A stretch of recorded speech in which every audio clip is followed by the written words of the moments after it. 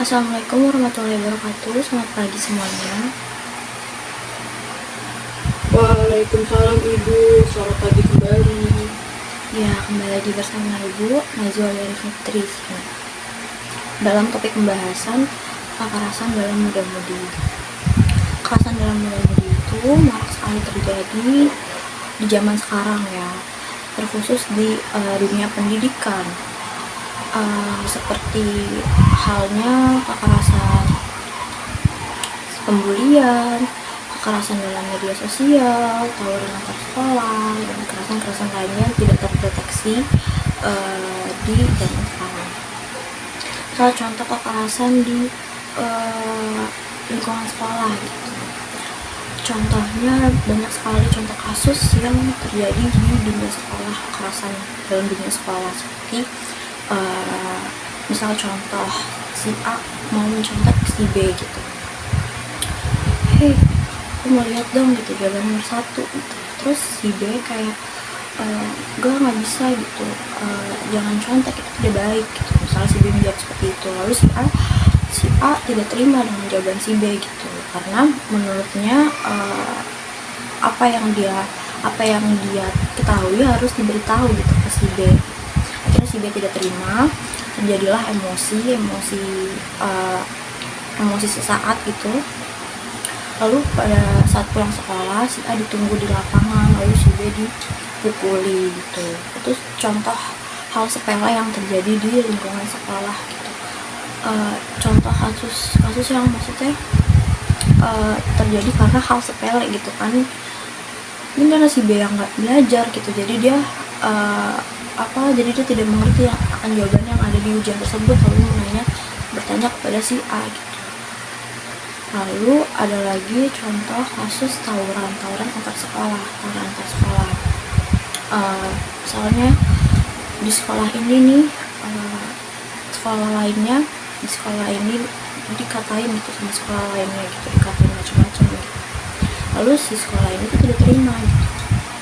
Anak-anaknya pun turun tangan, lalu terjadilah tawuran antar sekolah. Selanjutnya ada juga kekerasan di dalam media sosial gitu, yang bisa dibawa ke dunia luar gitu.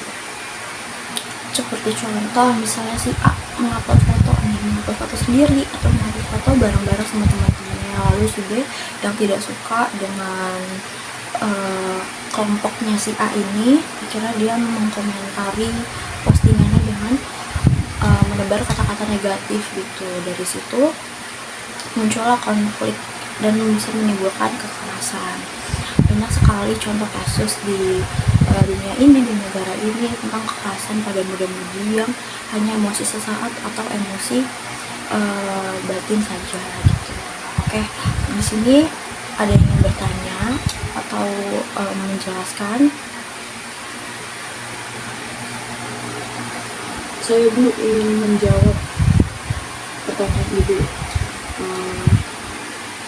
Hal apa yang harus kita lakukan untuk mencegah terjadinya kekerasan?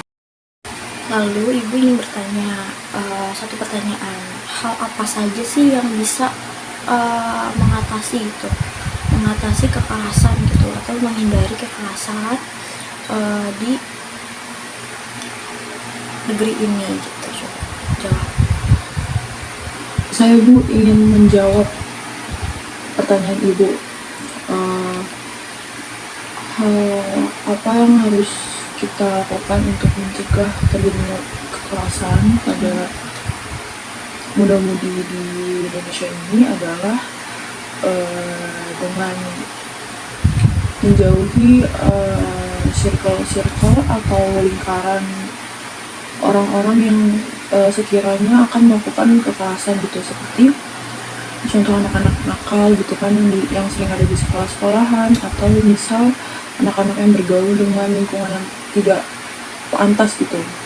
Jadi kita harus menjauhi hal seperti itu. Lalu mungkin jika kita punya teman seperti itu, kita harus menasihatinya agar tidak mengulangi hal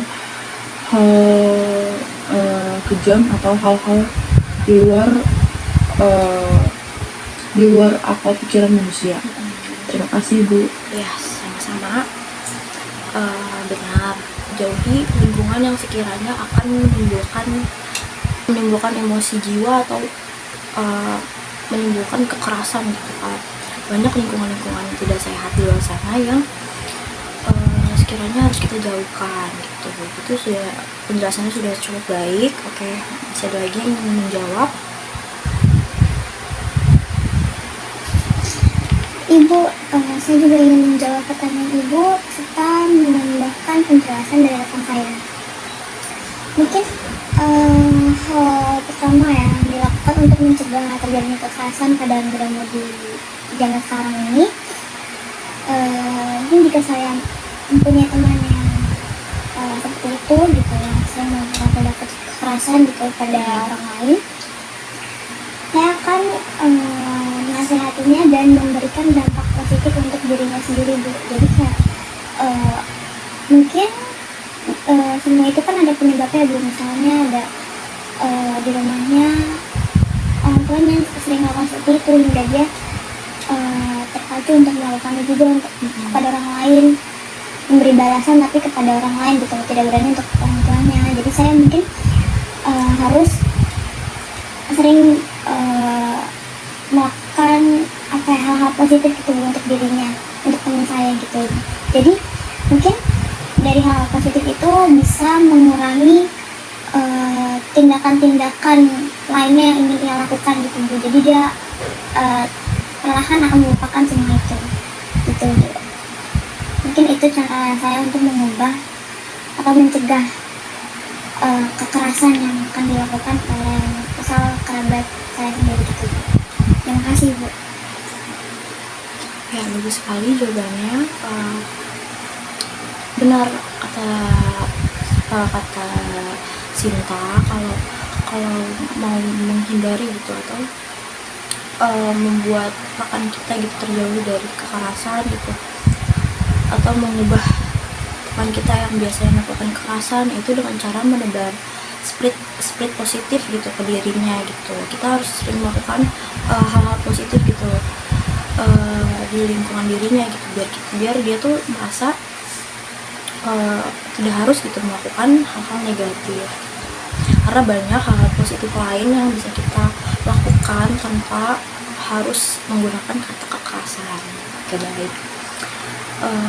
Segitu saja penjelasan dari saya. Kurang lebihnya mohon maaf. Wassalamualaikum warahmatullahi wabarakatuh.